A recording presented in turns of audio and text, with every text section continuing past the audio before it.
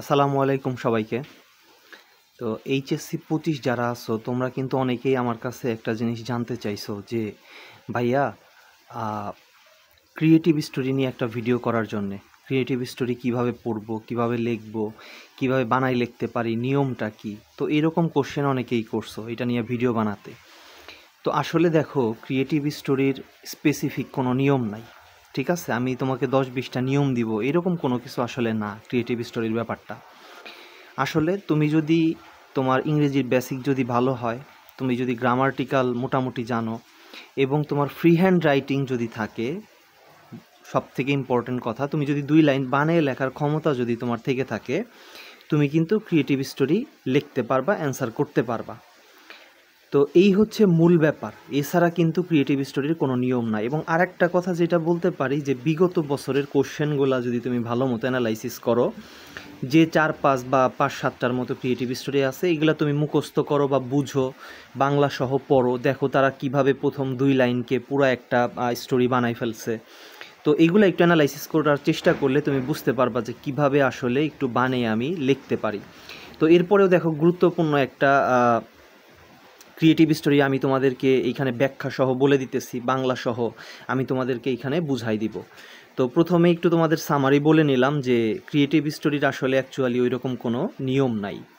তো প্রথমেই দেখো, এখানে যে ক্রিয়েটিভ স্টোরিটা রাখা হয়েছে এটার টাইটেল হচ্ছে রেসপন্সিবল কলেজ স্টুডেন্ট, একজন দায়িত্বশীল বা দায়িত্ববান কলেজ ছাত্র। তো এইটা রাজশাহী বোর্ড 2022 সালে আসছিল এবং 11 সালে আসছিল। তো বুঝতেই পারতেছো এটা কতটা ইম্পর্টেন্ট।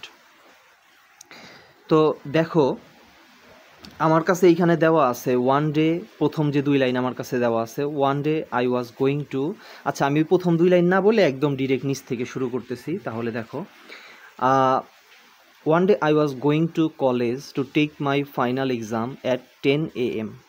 একদিন আমি আমার কলেজে যাচ্ছিলাম আমার বার্ষিক পরীক্ষা দেওয়ার জন্যে অথবা ফাইনাল পরীক্ষা দেওয়ার জন্যে, যেটা ছিল সকাল 10টায়। At 9 when I was 20 minutes away from my college। 9টার সময় যখন কিনা আমি মাত্র 20 মিনিট দূরত্ব ছিলাম আমার কলেজ থেকে, suddenly a sick old man fell down. হঠাৎ করেই একজন অসুস্থ বৃদ্ধ লোক পড়ে গেল, রাস্তায় পড়ে গেল। হি ওয়াজ সেন্সলেস। সে অচেতন হয়ে গিয়েছিল অথবা জ্ঞান হারিয়ে ফেলেছিল। There was nobody to help him. আশেপাশে সেখানে কেউ ছিল না তাকে সাহায্য করার মতো। তো দেখো, ফেল ডাউন পর্যন্ত কিন্তু আমার প্যাসেজে উপরে কোশ্চেনেই তোমাদের দেওয়া থাকবে, এরপর থেকে গল্পটা এখানে শুরু হয়েছে। তো তুমি নিজের মতো করে গল্পটা বানাবা এবং শেষ করবা। তো এইখানে দেখো এরপরে কি আছে, I at once became concerned with the man. আমি ওই লোকটিকে নিয়ে চিন্তিত হয়ে পড়লাম। I took the senseless man to the nearby hospital. আমি ওই সেন্সলেস অচেতন ব্যক্তিকে পাশের একটি হাসপাতালে নিয়ে গেলাম। ইন অ্যাসিস্ট্যান্স উইথ এ রিক্সা পোলার। একজন রিক্সা চালকের সাহায্য নিয়ে আমি কি করলাম, ওই সেন্সলেস ব্যক্তিটাকে পাশের একটা হাসপাতালে নিয়ে গেলাম। বাংলাগুলো একটু বোঝার চেষ্টা করো, ওয়ার্ড মিনিংগুলো বোঝার চেষ্টা করো। The hospital authorities could not recognise the man. হাসপাতাল কর্তৃপক্ষের লোকজন এই লোকটিকে চিনতে পারতেছিল না। সো তাই I became his custodian and took the charge of his treatment.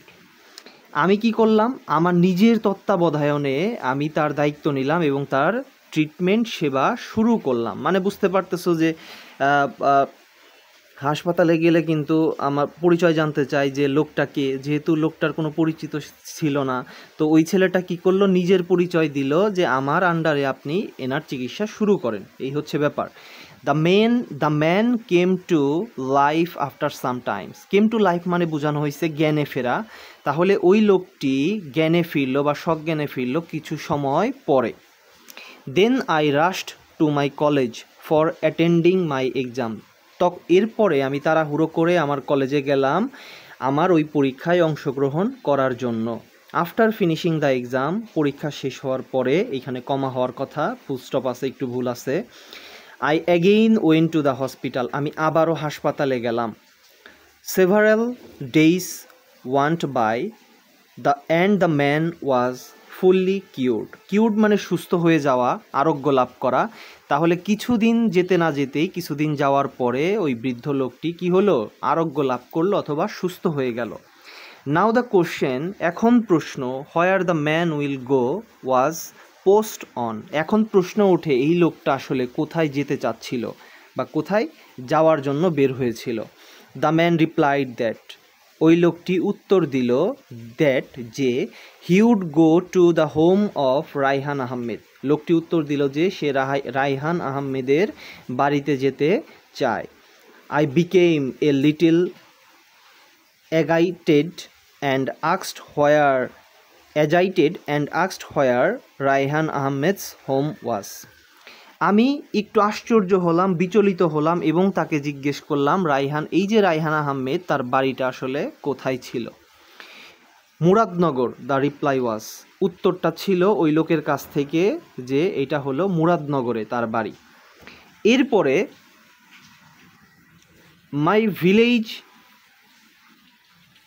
Village I thought to myself, তখন আমি নিজে নিজে চিন্তা করলাম এটা তো আমার গ্রাম। রায়হান আহমেদ মাই ফাদার, রায়হান আহমেদ তো আমার বাবা। And in this village there is only one Raihan Ahmed, এবং আমি ভাবলাম এই গ্রামে তো একজনই রায়হান আহমেদ আছে, সেটা হচ্ছে আমার বাবা। তোমরা গল্পটা একটু বোঝার চেষ্টা করো। The mystery became clear that the man was my father's only brother who never meet his brother after his leaving home with anger. তার মানে সকল ধোঁয়াশা পরিষ্কার হয়ে গেল আমার কাছে যে এই লোকটা হচ্ছে আমার বাবার ভাই, যে কিনা অনেক ছোট বয়সে অথবা কম বয়সে রাগ করে বাড়ি ছেড়ে চলে গিয়েছিল। I warmly received my uncle and took him to our home with a happy heart. আমি খুবই আনন্দের সাথে, উষ্ণতার সাথে আমার চাচাকে গ্রহণ করলাম এবং তাকে খুবই খুশি একটা মনে আমার বাড়িতে নিয়ে গেলাম। তো এই ছিল তোমাদের যে প্যাসেজ ক্রিয়েটিভ স্টোরি, সেই ক্রিয়েটিভ স্টোরিটা আশা করি বুঝতে পারছো। তো কোনো ধরা বাঁধা এরকম নিয়ম নাই, একটু বাংলা করে করে বুঝে বুঝে পড়বা যে কীরকম গল্প হতে পারে, এইটা ধারণা নিলেই আশা করি তোমরা একটু হলেও লিখতে পারবা। তো এই ভিডিওটা এই পর্যন্ত, ভিডিওটা লং করব না। কারো তোমাদের মনে যদি যে কোনো প্রশ্ন থাকে তোমরা কমেন্টে জানাতে পারো, আমি সবার প্রশ্নের উত্তর দিব। এবং ভিডিওটা যদি ভালো লাগে আমার ইউটিউব চ্যানেলে একটি সাবস্ক্রাইব করতে পারো এবং ভিডিওতে একটি লাইক দিতে পারো। সবাই ভালো থাকো, সুস্থ থাকো, আসসালামু আলাইকুম।